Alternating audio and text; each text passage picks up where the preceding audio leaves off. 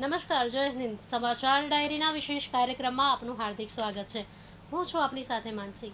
15 August આઝાદીની ઉજવણી સાથે દેશને વધુ મજબૂત બનાવવાનો સંકલ્પ કરવાનો દિવસ અને મજબૂત રાષ્ટ્ર માટે ફિટનેસ, સ્પોર્ટ્સ, શિસ્ત અને યુવાનોની ભૂમિકા ખૂબ જ મહત્વની છે.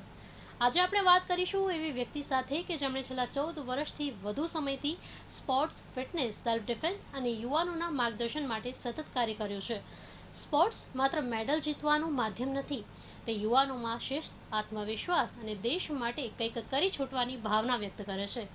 આ જ વિચાર સાથે આજે આપણે જાણીશું તેમની સફર, તેમના અનુભવ અને 15 ઓગસ્ટના અવસરે યુવાનો માટે તેમનો ખાસ સંદેશ. मैं लड़ जाना, मैं लड़ जाना है लहू में एक चिंगारी, जिद से जुनून तक है जाना, हर कतरा बोल रहा. સ્પોર્ટ્સ ક્ષેત્રે આંતરરાષ્ટ્રીય સ્તરે પોતાની ઓળખ બનાવી, સંરક્ષણના ક્ષેત્રમાં ભારતના વિશ્વ રેકોર્ડ ધારક તરીકે સિદ્ધિ મેળવી, 500થી વધુ ખેલાડીઓને તાલીમ આપી અને 1500થી વધુ વિદ્યાર્થીઓને પોલીસ, આર્મી તથા ફોરેસ્ટ ઓફિસરની સ્પર્ધાત્મક પરીક્ષાઓ માટે તૈયાર કર્યા. સ્પોર્ટ્સ, ફિટનેસ, સંરક્ષણ અને યુવા માર્ગદર્શનના ક્ષેત્રે સતત કાર્યરત આપણી સાથે જોડાયા છે આંતરરાષ્ટ્રીય ખેલાડી, નિષ્ણાત કોચ અને માર્ગદર્શક શ્રી અમનદીપસિંહ ગોત્રા. સર, આપનું અમારા કાર્યક્રમમાં હાર્દિક સ્વાગત છે. Thank you so much. Thank you. તો સર, આજે જે 15 ઓગસ્ટ છે ત્યારે આપણે શરૂ કરીએ કે તમારી જે સ્પોર્ટ્સની સફર હતી તેના વિશે અમને જણાવો. સ્પોર્ટ્સની સફર કઈ રીતે થઈ હતી કે મારા ગ્રેન્ડફાધર જે છે એ ઇન્ડિયન આર્મીના પહેલવાન હતા, એ આર્મીથી રેસલિંગ રમતા હતા, અને મારા જે ફાધર છે એ ઇન્ડિયન આર્મીથી બોક્સિંગ રમતા હતા, અને બસ એ જ લેગેસી જે બ્લડમાં હતું. અને પછી જ્યારે હું હીરામણી સ્કૂલનો વિદ્યાર્થી હતો અને સ્કૂલમાં ભણતા ત્યારે અમારા ત્યાં સ્પોર્ટ્સ ટીચર બદ્રી સર હતા, તો એ અમને કહેતા કે ભાઈ યાર, આપ તો પંજાબી हो, आपके तो ब्लड में ही है और आपके तो पिताजी ने भी देश के लिए खेला है, तो आप भी स्पोर्ट्स ट्राય કરો. એટલે સૌ પ્રથમ વખત 2008માં નોર્મલ એક ખેલ મહાકુંભની ટુર્નામેન્ટ જે શરૂઆત થઈ હતી એનું સ્ટાર્ટિંગ ફેઝમાં મેં ડિસ્ટ્રિક્ટ લેવલે પાર્ટિસિપેટ કર્યો, પણ એ ડિસ્ટ્રિક્ટ લેવલમાં હાર મળી. અને એના પછી ખબર પડી કે ખાલી ટ્રેનિંગ અને ખાલી સ્ટ્રેન્થથી મેર ના પડે, આપણે સ્કિલ્સ એન્ડ ટેકનિક્સ પણ ડેવલપ કરવી જોઈએ. એટલે એના પછી પ્રોપર મહેનત કરી અને પછી એક સારા પ્લેયર તરીકે ઉભરી આવ્યો. જી ચોક્કસથી સર, આગળ આપણે વાત કરીએ કે તમારી આ જે સ્પોર્ટ જર્ની હતી એનો ટર્નિંગ પોઈન્ટ કયો હતો? ટર્નિંગ પોઈન્ટ લાઈક જેવી રીતે બધા એ ટાઈમે આજથી 15 વર્ષ પહેલાં એવું નેરેટિવ હતું કે ઓનલી એજ્યુકેશનમાં જ બધાને રસ હતું અને સ્કૂલમાં પણ એજ્યુકેશન ઉપર વધારે ફોકસ કરવામાં આવતું હતું. અને ત્યારે મારા ફેમિલીવાળા એવું ચોક્કસ કીધું હતું કે બેટા, એજ્યુકેશનમાં તમામ વિદ્યાર્થીઓ આગળ હશે, પણ સ્પોર્ટ્સમાં અમુક જ વિદ્યાર્થીઓ આગળ હશે જે એક છાપ ઊભી કરી શકશે સમાજ માટે અને દેશ માટે. એટલે આપણે બંને વસ્તુ કરવાની છે. અને જે મને એવું લાગ્યું કે ના, આ વસ્તુ ક્યાંક ને ક્યાંક મને ફ્યુચરમાં હેલ્પ કરશે, એટલે એ રીતે મેં મારું એજ્યુકેશન પણ સ્કૂલમાં જ્યારે અમે ભણતા તો જ્યારે બી પ્રોક્સી પીરિયડ હોય તો હું મારું હોમવર્ક ને બધું સ્કૂલમાં જ કમ્પ્લીટ કરી લેતો, અને પછી સાંજ દરમિયાન અમે ફૂલ ટ્રેનિંગમાં પાર્ટિસિપેટ કરતા, જેથી ઘરે જઈને ફરીથી જે હોમવર્ક્સ છે ને એ બધામાં ટાઈમ થોડુંક વ્યસ્ત ન થાય. એટલે ટર્નિંગ પોઈન્ટ એવું કહી શકાય કે ફેમિલીએ જ આ ટર્નિંગ પોઈન્ટ મને બતાવ્યું, અને પછી એમાં સ્કૂલના શિક્ષકોનું માર્ગદર્શન જે છે એ પૂરું પાડ્યું એમને. જી ચોક્કસથી સર, આગળ આપણે વાત કરીએ કે જે એક સ્પોર્ટ પર્સન છે એમના માટે ટેલેન્ટ કે ડિસિપ્લિન, આ બંનેમાંથી વધારે શું મહત્વનું છે? બેન, ખૂબ જ સારો પ્રશ્ન છે.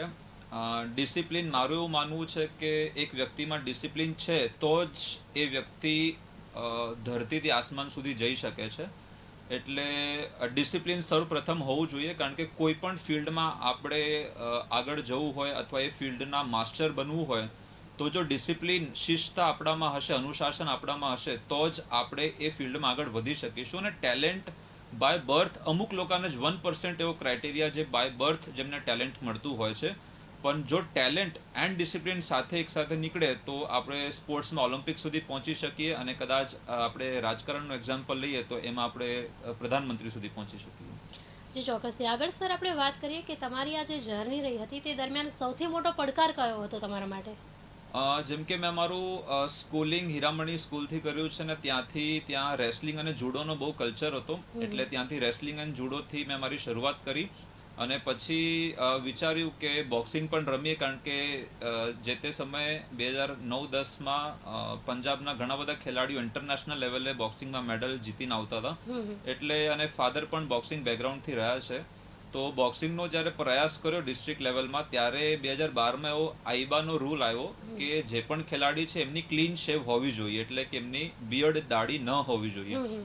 એટલે હું ચોક્કસ શીખ ધર્મનું પાલન કરું છું અને શીખ ધર્મથી આવું છું, એટલે એ like that was not my cup of tea કે હું મારી બિયર્ડ કપાવી નાખું અને મારા સમાજ સાથે કોમ્પ્રોમાઇઝ કરું. એટલે મેં એવું વિચાર્યું કે મારો સમાજ પણ બરકરાર રહે, દેશ હિત, જનહિત અને રાષ્ટ્ર નિર્માણ પણ બરકરાર રહે, સાથે સાથે હું રમી પણ શકું. એટલે પછી મેં બોક્સિંગ ગેમ છોડી દીધી અને બીજી એવી વુશુ ગેમ શરૂ કરી અને એમાં પછી મેં ઇન્ટરનેશનલ લેવલે સિદ્ધિ મેળવી. જી ચોક્કસથી. આગળ આપણે વાત કરીએ કે તમે આટલા બધા જે ખેલાડીઓ છે એમને ટ્રેનિંગ આપી છે, તો એ સમયનો તમારો અનુભવ કેવો હતો? પહેલાં તો દરેક ફેઝ હોય છે, એટલે શરૂઆતનો ફેઝ એઝ અ પ્લેયર હોય છે, લર્નર હોય છે, જ્યારે આપણે ખેલાડી તરીકે શીખતા હોઈએ, અને એના પછી એ ફેઝમાંથી જ્યારે આપણે આગળ વધી એક સારા ખેલાડી બની એના પછી કોચનો ફેઝ આવતો હોય છે. અને કોચ બનવા માટે પણ ઘણી બધી ડિગ્રીઝ લેવી પડતી હોય છે. ઘણા બધાના માઇન્ડસેટ એવા છે કે આપણે રમ્યા છીએ એટલે આપણે એક સારા કોચ બની શકીએ, પણ એના માટે કોચિંગ સ્કિલ્સ, કોચિંગ ટેકનિક્સ અને ટેક્ટિક્સ લેવી બહુ જરૂરી હોય છે. એટલે કોચિંગમાં અલગ અલગ બેચલર્સ અને માસ્ટર્સની ડિગ્રી મેળવ્યા પછી, NIS કોચનું ડિપ્લોમા કર્યા પછી, ફિટનેસમાં અલગ અલગ ડિપ્લોમાઝ એન્ડ સર્ટિફિકેશન્સ કર્યા પછી આપણે મેન્ટર અને લીડર તરીકે આગળ જતા હોઈએ છીએ. એટલે કોચિંગનો અનુભવ કંઈ એવો રહ્યો છે કે જ્યારે આપણે કોઈ વસ્તુ કોઈ સંજોગોથી ના રમી શકતા હોઈએ અને આપણે એવું જોતા હોઈએ કે આ મારા વિદ્યાર્થીઓ રમે ને દેશ માટે કંઈ કરી શકે, તો એ આઈ થિંક સો કોચિંગનો સૌથી મોટો બેનિફિટ છે. જી ચોક્કસથી સર. આગળ આપણે વાત કરીએ કે આજનો જે સમય છે કે જે મોડર્નાઇઝ જે જમાનો વધી રહ્યો છે, તો સેલ્ફ ડિફેન્સ કેટલું જરૂરી છે? I believe self defence is a life skill. એટલે એ તમામ વર્ગના લોકો માટે જરૂરી છે. સ્ટાર્ટિંગ ફ્રોમ 5 વર્ષની બાળકી અથવા બાળક હોય થી લઈને 60-70 વર્ષના વૃદ્ધ, તમામ સાથે અલગ અલગ પ્રકારના બનાવો બનતા હોય છે. એટલે સેલ્ફ ડિફેન્સ ભાઈઓને પણ જરૂર છે અને બહેનોને પણ જરૂર છે. ખાલી ફિમેલ સેફટી પ્રશ્ન નથી, મેલની સેફટીનો પણ પ્રશ્ન છે. કારણ કે જેમ આપણે ટ્રાફિકમાં રોડ ઉપર જે ફાઇટિંગ્સ થતી હોય છે, કોલેજના બહાર જે યુવાઓ અંદર એમની ફાઇટ થતી હોય છે, અને કોઈ એવી પરિસ્થિતિ થઈ જાય જ્યારે આપણે આપણી પ્રોપર્ટી અને આપણે ફેમિલીને બચાવવાની વાત હોય, તો સેલ્ફ ડિફેન્સ બંને જેન્ડર માટે ઇક્વલી જરૂરી છે. એન્ડ જેમ આજનો સમય છે જ્યાં આટલા બધા બનાવો બને છે, જ્યાં કિડનેપિંગના બનાવો, રેપ, ગેંગરેપ, સેક્સ્યુઅલ હરાસમેન્ટ છે, પોક્સોના કેસીસ દાખલ થાય છે, પોશના કેસીસ દાખલ થાય છે, ત્યારે મારું એવું માનવું છે કે બંને જેન્ડરે અને એજ બેરિયર છોડ્યા વગર સેલ્ફ ડિફેન્સ શીખવું જોઈએ. જી ચોક્કસથી સર. આગળ આપણે વાત કરીએ કે તમારી જે જર્ની રહી હતી તે દરમિયાન કોઈ એવો ખાસ એવોર્ડ જે તમને મળ્યો હોય કે જે તમે યાદ કરવા માંગતા હોય? અવોર્ડ્સ ઘણા બધા મળ્યા છે, પણ વાત કરીશું પ્રધાનમંત્રી શ્રી નરેન્દ્ર મોદીજી દ્વારા જે અવોર્ડ 2022 7 માર્ચના રોજ ગાંધીનગર રાષ્ટ્રીય રક્ષા યુનિવર્સિટીના પ્રાંગણમાં જે મળ્યું હતું, જે સ્પોર્ટ્સ અચીવમેન્ટ્સ એન્ડ એજ્યુકેશનલ અચીવમેન્ટ્સના બેઝ ઉપર જે ગોલ્ડ મેડલ ભારતના માનનીય વડાપ્રધાન દ્વારા મળવામાં આવ્યું હતું, એ બહુ જ ખુશીની લાગણી હતી. જ્યારે અમે વડાપ્રધાન સાહેબને 3 મીટરની દૂરીથી જોયું હતું અને એમના સાથે અમને 45 સેકન્ડનો ઇન્ટરેક્શનનો સમય પણ મળ્યો હતો. એટલે એ લાઈફ ટાઈમ મેમોરેબલ મોમેન્ટ હતું. આગળ જો વાત કરીએ કે જે સ્પોર્ટ્સ છે એ બાળકો માટે કેટલું મહત્વનું છે? 100% બાળકો માટે એટલે મહત્વનું છે કારણ કે એમની ગ્રોઈંગ એજ છે, એમનું ચાઇલ્ડહુડ છે. એવું કોઈ બાળક આ દુનિયામાં પેદા નથી થતો કે જે એમના બાળપણમાં કંઈ પણ ગેમ રમ્યા ના હોય, ભલે મસ્તીથી રમ્યા હોય, પ્રોફેશનલ રમ્યા હોય કે સ્કૂલમાં રમ્યા હોય. એટલે સ્પોર્ટ્સ એમનામાં અલગ અલગ પ્રકારની ક્વોલિટીઝ ડેવલપ કરતું હોય છે બાળકમાં, જેમ કે ટીમ સ્પિરિટ છે, ડેડિકેશન છે, ડિસિપ્લિન છે, વિલ પાવર છે. એટલે મારી આ સમાચાર ડાયરીના માધ્યમથી તમામ પેરેન્ટ્સને પણ વિનંતી છે કે પોતાના બાળકને સ્પોર્ટ્સમાં નાખે, જેથી એ લોકોમાં એક પ્રામાણિકતા ઊભી થાય, એ લોકો ડિસિપ્લિન અને ડેડિકેટેડ થાય, અને જો એ સ્પોર્ટ્સમાં જશે તો પછી એમાં ઓલમોસ્ટ તમામ પ્રકારની સારી જેટલી પણ આવડત અને આદત છે એમનામાં ડેવલપ થશે. અને આગળ જો આપણે વાત કરીએ કે અત્યારે જે પ્રમાણે યુવાનો અત્યારે બેદરકારી કરી રહ્યા છે, એક્સરસાઇઝ નથી કરી રહ્યા, પોતાની જાતને ફિટ નથી રાખી રહ્યા, તેમના માટે તમે શું કહેશો? હું ખાલી એક એક્ઝામ્પલ થકી આ પ્રશ્નને સમજાવવા માંગીશ કે એવી દુનિયામાં કોઈ વસ્તુ નથી જેના ઉપર આપણને લોન ના મળી શકતી હોય. આપણે ગાડી લેવું હોય, ઘર લેવું હોય, અથવા તો પર્સનલ લોન લેવી હોય, ક્યાંય બહાર જવું હોય તો લોન મળી શકે, પણ આપણા શરીર ઉપર કોઈ પણ પ્રકારની લોન મળતી નથી. એટલે આપણું શરીર ઉપર આપણે ટાઈમ અત્યારે નહીં આપીએ તો પાછળથી આપણને 100% હોસ્પિટલના ધક્કા ખાવા પડશે અને હેરાનગતિ ફેસ કરવી પડશે. એટલે ફિટનેસ એ આપણા એક બોડીનું રૂટીન હોવું જોઈએ, આપણા લાઈફનો એક રેજીમ હોવો જોઈએ કે સવારે ઉઠીને એટલીસ્ટ આપણા બોડીમાંથી 1 કલાક કસરત થવી જોઈએ. એ કસરતના ફોર્મ કોઈ પણ હોઈ શકે, વોકિંગ હોઈ શકે, રનિંગ હોઈ શકે, જીમ હોઈ શકે, સ્વિમિંગ, બેડમિન્ટન, એની સ્પોર્ટ. પણ એટલીસ્ટ માણસ હમ ફિટ તો ઇન્ડિયા ફિટ. એટલે પહેલાં આપણે ફિટ હશું તો ફેમિલીને ફિટ રાખીશું, બાળકોને ફિટ રાખીશું, અને જો આપણે બધા ફિટ હશું તો સમાજ ફિટ હશે, અને જો સમાજ ફિટ હશે તો દેશ ફિટ હશે. જી ચોક્કસથી સર, આગળ આપણે વાત કરીએ કે પોલીસ અને આર્મીમાં જે અત્યારનો યુવા વર્ગ જવા માગે છે તેને તમે શું સલાહ આપશો? ઘણા બધા, જેમ કે મારી પોતાની અમદાવાદ શહેરમાં વેલર એકેડમી ચાલે છે, જ્યાં આપણે ગયા 8 વર્ષથી પોલીસ એસ્પિરન્ટ્સ, આર્મી એસ્પિરન્ટ્સને ટ્રેનિંગ આપતા હોઈએ છીએ. તો તમામ લોકોને એવું લાઈક આઈ કેન સે પાગલપન હોય છે કે એમને ફોજમાં અને પોલીસમાં જઈને દેશ સેવા કરવી છે, પણ એમને ફિઝિકલ એક્ઝામ બહુ જ મોટું ચેલેન્જ લાગતું હોય છે, કારણ કે આપણે ગુજરાત પ્રદેશમાં ફિઝિકલ એક્ટિવિટી અથવા તો સ્પોર્ટ્સ ફિટનેસનો કલ્ચર થોડોક ઓછો છે. એટલે આપણે એવો પ્રયાસ કરીએ છીએ કે જે પણ વિદ્યાર્થી આપણા જોડે આવે, આપણે એને એક ફેમિલી તરીકે શીખવાડીએ અને એમની લાઇફસ્ટાઇલ હેબિટ્સને ચેન્જ કરીએ. જે કોઈ વિદ્યાર્થી, જેમ કે અહીંયા જેટલા પણ વિદ્યાર્થી આવતા હોય છે, અમુક લોકોને એડિક્શન હોય છે, કોઈ સિગરેટનો હોય છે, કોઈને પાન, તંબાકુ, મસાલાનો હોય છે. એટલે એ બધાથી એમને દૂર લઈ જઈને અને પછી રોજે સવારે 1 કલાક 1.5 કલાકનો વ્યાયામ, એમાં અલગ અલગ પ્રકારની ટ્રેનિંગ, અને એ વ્યાયામના પછી એમને ડાઇટ પ્લાન આપીએ છીએ કે જે ડાઇટ એ લોકો લઈને પ્રોપરલી પોતાનું પરફોર્મન્સ ઇન્ક્રીઝ કરી શકે. અને સાયકોલોજીકલ એવી ટેકનિક્સ એમને આપતા હોઈએ છીએ કે તમારા જ્યારે ડે હોય, જ્યારે રેસનો અથવા ભરતીનો, ત્યારે તમારે ભરતીનો મોમેન્ટમ કઈ રીતે ટેકલ કરવું. એટલે આ તમામ વસ્તુનું માર્ગદર્શન વિદ્યાર્થીઓને આપતા હોઈએ છીએ. જી ચોક્કસ સર, આગળ આપણે વાત કરીએ કે ફિટ યુથ અને સ્ટ્રોંગ નેશન, આ વાતને તમે કઈ રીતે રજૂ કરશો? જેમ કે મેં ઓલરેડી રજૂ કરી દીધું છે કે જો આપણે ફિટ હશું તો આપણું રાષ્ટ્ર ફિટ હશે. કારણ કે ફિટનેસ માત્ર ફિઝિકલ નથી હોતું. મારા ફિલોસોફી પ્રમાણે physically fit, mentally fit, emotionally fit અને સોશિયલી ફિટ, આ ચારે પ્રકારથી જો માણસ ફિટ હોય તો જ અલ્ટિમેટલી હું એને ફિટનેસની પરિભાષામાં ગણું છું. એટલે સ્ટ્રોંગ નેશન ત્યારે બનશે જ્યારે આપણે બધા મેન્ટલી ફિટ હશું અને મેન્ટલી કંઈક દેશ માટે કરવાનું વિચારીશું. ફિઝિકલી આપણે ફિટ હશું તો આપણે દેશ માટે રાષ્ટ્રીય, આંતરરાષ્ટ્રીય કક્ષાએ મેડલ જીતી શકીશું. સોશિયલી આપણે વધારે કનેક્ટેડ હોશું તો અલગ અલગ કલ્ચરનું રિસ્પેક્ટ કરીશું. એટલે ઓલ ટાઈપ ઓફ ફિટનેસ જે છે એ કોમ્બિનેશન કરે છે અને એ આપણા નેશનને, આપણા ભારત દેશને સ્ટ્રોંગ બનાવે છે. જી ચોક્કસથી, આગળ આપણે સર વાત કરીએ કે અત્યારનો જે યુવા વર્ગ છે તે શોર્ટકટ અપનાવવામાં વધુ માનતો હોય છે કે ઝડપથી સક્સેસ કઈ રીતે મળી જાય, તો તેમને તમે શું કહેશો? શોર્ટકટ તરીકે કોઈ પણ વર્ડ આપણી ડિક્શનરીમાં હોવું ન જોઈએ. સ્ટ્રગલ જે માણસે કરી છે એ માણસને ઉપર જતાં બિલકુલ વાર નથી લાગતી. જસ્ટ એ ફેઝ છે. જેમ કે ફોર એક્ઝામ્પલ હું ફિટનેસની વાત કરું તો એકવાર બેડથી ઉઠી જઈએ પછી જીમ જવું કે ગ્રાઉન્ડ ઉપર જવું બહુ આસાન લાગે છે, પણ એ સ્ટ્રગલ ખાલી બેડથી ઉઠવાનું જ છે. લાઇકવાઇઝ આપણે જ્યારે કોઈ પણ સ્કૂલમાં આપણી એક્ઝામ આવે છે તો પહેલાં 1-2 પેપર આપણને હાર્ડ લાગતા હોય, પછી જ્યારે બોડીએ મોમેન્ટમ આવી જાય છે ત્યારે વસ્તુ ઇઝી લાગતી હોય છે.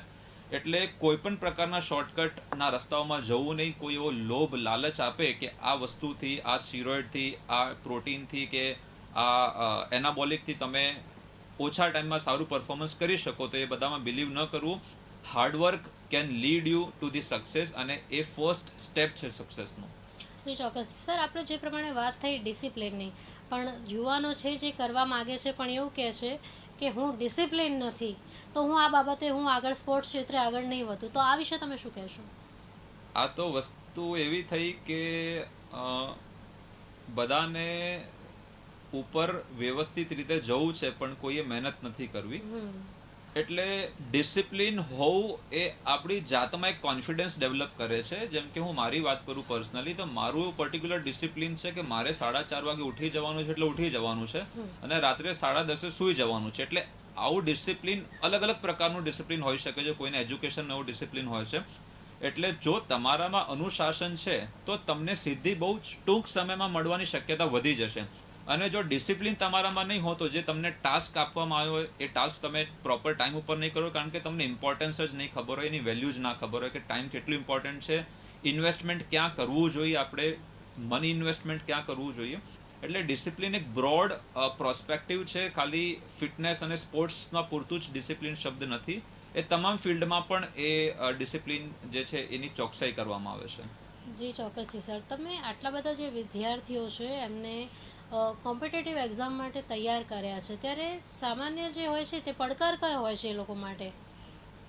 મોસ્ટલી પડકાર તો કે ઘણા બધા વિદ્યાર્થીઓ ઓવર એજ હોય છે, તો એમને એવું લાગતું હોય છે કે અમે તો 30 ઉપરના થઈ ગયા છે, હવે અમે કઈ રીતે દોડીશું. હવે બીજો પડકાર કે અમુક વિદ્યાર્થીઓની પરિસ્થિતિ સારી નથી હોતી ફિનાન્શિયલી, તો એ લોકો જોબ પણ કરે છે. અમુક વિદ્યાર્થીઓ મારા જોડે હાલ આવે છે, એ લોકો રાત્રે સ્વિગી ઝોમેટો પણ કરે છે અને સવારે પછી ટ્રેનિંગ પણ કરે છે.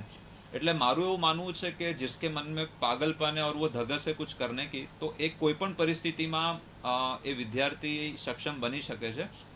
એટલે એવું નથી હોતું કે કોઈને ફાઇનાન્શિયલ પડકાર હોય છે, કોઈને ફેમિલી સ્ટ્રેસ હોય છે, કોઈને પર્સનલ લાઈફના અમુક સ્ટ્રેસ હોય છે, પણ ભરતી એ માણસ ક્લિયર કરી શકે જે આ બધી વસ્તુને બેલેન્સ કરીને પણ પોતાની જાતને મોટિવેટ કરતો રહે કે ના, મારે આ ભરતી પાસ કરવાની છે, મારે રોજે સવારે જવાનું છે. જી જી સર, ચોક્કસથી. આગળ આપણે જોઈએ કે તમારી પ્રોફાઇલમાં જેમ અમે જોયું હતું કે તમે ઘણી એવી મહિલાઓ છે કે જેને સેલ્ફ ડિફેન્સ માટે શિક્ષણ આપ્યું હતું અને હવે એક રેકોર્ડ કાયમ સ્થાપિત કર્યો હતો, તો તેના વિશે અમને થોડું જણાવો.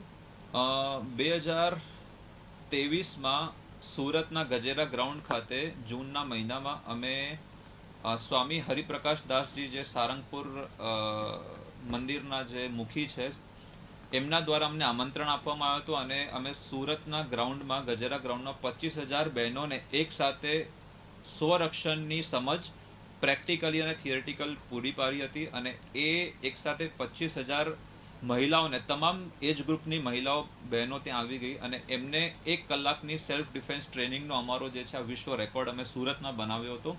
અને હજી એવો પ્રયાસ છે કે આ જ વસ્તુ જ્યારે સુરતમાં બનાવી છે તો એના પછી અમે અમદાવાદના માનનીય કલેક્ટર સાહેબને મળવા ગયા કે આવી રીતે અમે એક રેકોર્ડ સુરતમાં કાયમ કર્યો છે. એટલે મને શબ્દો પ્રોપર યાદ છે કલેક્ટર સાહેબના કે તમે અમદાવાદના છો ને તમે સુરતમાં રેકોર્ડ બનાવો છે, ને એઝ અ કલેક્ટર હું એવું ઈચ્છીશ કે તમે અમદાવાદમાં જ આ રેકોર્ડ બ્રેક કરો અને અમદાવાદમાં જ એટલી બધી બહેનો અને મહિલાઓને તાલીમ આપો. એટલે એના રસ્તા ઉપર અત્યારે જઈ રહ્યા છીએ. જી ચોક્કસથી સર. આગળ પણ એક વાત ધ્યાને આવી હતી, તમારી પ્રોફાઇલ પર અમે ભયમુક્ત ફાઉન્ડેશન છે તેના વિશે પણ જાણ્યું હતું, તો તેના વિશે થોડું ડિટેલમાં અમને સમજાવો ને. ભયમુક્ત ફાઉન્ડેશન જેનું નામ જ ઇટ સેલ્ફ એક્સપ્લેન્સ કે ભય મુક્ત કરવાનું છે, આપણા દેશને, ભારતને ભયથી દૂર કરવાનું છે. તો અલગ અલગ પ્રકારના ભય હોય છે, જેમ કે કોઈ બેન દીકરી હોય તો એને બહાર જવાનો ભય હોય છે કે મને કંઈ થઈ જશે, મારા સાથે કોઈ બનાવ થશે. ઘરે આપણે એકલા હોઈએ તો ફાયરના ઇન્સિડન્ટ થઈ શકતા હોય કે મેડિકલ ઇન્સિડન્ટ થતા હોય છે. તો આ ફાઉન્ડેશનની જે નીવ છે એ રીતે રાખવામાં આવી હતી કે તમામ પ્રકારના જે ઇમરજન્સી રિસ્પોન્સીસ છે, જેમ કે ફર્સ્ટ એડ છે, ફાયર ફાઇટિંગ છે, સાયબર ક્રાઇમ અવેરનેસ છે, સેલ્ફ ડિફેન્સ ટ્રેનિંગ છે, વુમન સેફટી ટ્રેનિંગ છે, તો આ તમામ પ્રકારની જે ટ્રેનિંગ છે ભયમુક્ત ફાઉન્ડેશન દ્વારા વિના મૂલ્ય તમામ સ્કૂલો, કોલેજોમાં અને એજ્યુકેશનલ ઇન્સ્ટિટ્યુશન્સમાં આપવામાં આવે છે. અને જે ભયમુક્ત ફાઉન્ડેશનના પાછળ શ્રી અભિજીત ગોસ્વામીજી જે એસોસિએટેડ છે એમનું મુખી છે કે એમની પોતાની 2 ડોટર્સ છે ને એ એવું ઈચ્છે છે કે મારી જો 2 ડોટર પાછળ હું આટલું સેફટીનું વિચારતો હોઉં તો મારે તમામ શહેરની અને રાજ્યની દીકરીઓ પાછળ વિચારવું છે ને હું આ વસ્તુને ફંડ કરીશ અને હું તમામ દીકરીઓને ભયમુક્ત બનાવીશ. જી ચોક્કસથી. આજે 15 ઓગસ્ટનો પર્વ છે, તો આજનો જે યુવા વર્ગ છે તેમને તમે શું એક સંદેશ આપવા માંગશો? 15 ઓગસ્ટ એટલે કે ઇન્ડિપેન્ડન્સ ડે, અને એમાં હું એવું કહેવા માંગીશ કે પહેલાં આપણે બધા આપણી લાઈફમાં એક ઇન્ડિપેન્ડન્સ મેળવી લઈએ, આપણી જાત ઉપર એવો વિશ્વાસ રાખીએ કે આપણે જે પણ વસ્તુ દેશ માટે, સમાજ માટે કરવી છે આપણે કરી શકીએ છીએ. Self confidence is one of the biggest achievement. એટલે આ એક જે પર્વ છે ભારત માટે, એમાં હું એવું ઈચ્છીશ કે તમામ જે ખાસ કરીને યુવાનો છે, જે આપણું ભવિષ્ય છે, એ યુવાનો પોઝિટિવ સાઈડ જાય, નશાથી દૂર રહે, સમાજ સેવામાં જોડાય. જ્યારે પણ કોઈ એવી પરિસ્થિતિ આવે, જેમ કે અત્યારે ફ્લડ્સની થોડીક પરિસ્થિતિ આવી, તો તમામ યુવાનો એવી અલગ અલગ પ્રકારની ટ્રેનિંગ્સ લઈને અને એ લોકો દેશ સેવામાં, જેમ કે કોરોના જેવો પર્વ આવ્યો, તો આવા પ્રસંગમાં જ્યારે તમામ ભારત એકઠું થઈને યુનિટીથી એક સાથે પ્રદર્શન કરે, તો ત્યારે આપણે દેશ આગળ પણ વધી શકે છે અને જે ઊંચ નીચના ભેદભાવ છે સામાજિક રીતે એ પણ દૂર થાય. Because real independence is beyond all the statements જ્યાં આપણે અંદર ધર્મના લીધે લડતા હોઈએ છીએ કે સમાજના લીધે લડતા હોઈએ છીએ. તો I believe independence day only એક દિવસનો પર્વ નથી, આખા વર્ષ અને આખા લાઈફ ટાઈમનો પર્વ છે જે આપણે મનાવવું જોઈએ. જી સર, ચોક્કસથી. આગળ હું તમને પૂછવા માંગીશ અંતમાં કે તમારા માટે દેશભક્તિ એટલે શું? દેશભક્તિ મારા માટે કે એક સારો વ્યક્તિ બનવું, એક સારો હ્યુમન બિંગ બનીને દેશના હિતમાં જે પણ વસ્તુ હું કરી શકું એના માટે એક મને અમુક લાઈનો યાદ આવે છે. जिस युवक का खून न खोले वो खून नहीं वो पानी है, जो युवक इस देश के काम न आए वो बेकार जवानी है. એટલે આપણે આ ધરતીમાં જન્મ્યા છીએ, આપણે ભારતની ભૂમિમાં જન્મ્યા છીએ અને આપણે ભારત માટે કંઈ કરી ના શકીએ તો એનાથી મોટી હાર આપણા માટે કંઈ નથી. એટલે કોઈ પણ રીતે એન્વાયરમેન્ટની વાત કરીએ તો આપણે ટ્રી પ્લાન્ટેશન કરીએ તો એ બી રાષ્ટ્ર નિર્માણનો એક ભાગ છે. આપણે સ્પોર્ટ્સ ફિટનેસમાં રહીને બીજાને મોટિવેટ કરીએ, એમને પોઝિટિવ કાર્ય કરવા માટે પ્રોત્સાહન કરીએ તો એ પણ રાષ્ટ્ર નિર્માણની વાત છે. અને જે મારા પર્ટિક્યુલર 4 Ds મેં જે ફોલો કર્યા છે એ હું આ પર્વ ઉપર તમામ વ્યુઅર્સને જણાવવા માંગીશ કે આ 4 D જો તમે બી ફોલો કરશો તો sky is the limit for you અને તમે તમામ હદો પાર કરી શકશો. First D stands for discipline, જેની આપણે ઓલરેડી વાત કરી છે. Second D stands for desire, તમારામાં જો કંઈ ભૂખ હશે તો જ તમે વસ્તુ અચીવ કરી શકશો. Third D stands for dedication, તમારામાં ધગસ હશે કઈ વસ્તુ કરવાની તો તાવમાં પણ, જેમ આપણે ભાગ મિલ્ખા ભાગ મૂવીમાં જોયું છે, લોહી નીકળતા પણ એ વ્યક્તિ દોડતા હોય છે. અને ચોથું છે ડિટર્મિનેશન. જો આ 4 D આપણા જોડે છે તો આપણે એક નાના માણસથી એક સેલિબ્રિટી પણ બની શકીએ છીએ. જી સર, આપ અમારી સાથે આ ચર્ચામાં જોડાયા અને આજના જે યુવાનો છે તેને આટલો સરસ સંદેશ આપ્યો તે બદલ આપનો ખૂબ ખૂબ આભાર. Thank you. મજબૂત યુવા એટલે મજબૂત સમાજ અને મજબૂત સમાજ એટલે કે મજબૂત રાષ્ટ્ર. આ 15 ઓગસ્ટે તિરંગાને સલામ કરવાની સાથે એક સંકલ્પ કરીએ, પોતાને ફિટ રાખવાનો, શિસ્તબદ્ધ બનાવવાનો, દેશના વિકાસમાં પોતાનું યોગદાન આપવાનું. હાલ મને આપશો રજા. નમસ્કાર.